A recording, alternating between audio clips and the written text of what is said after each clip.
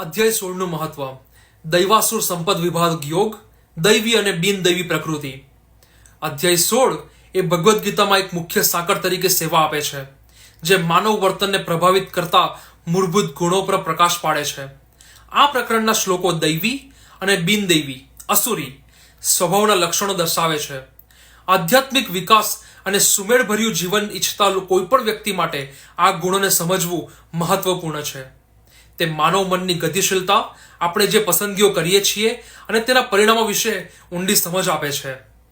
આ પ્રકરણનો સાર વ્યક્તિઓને સદગુણી અને અશુભ લક્ષણો વચ્ચે પારખવામાં મદદ કરવાની તેની ક્ષમતામાં રહેલો છે.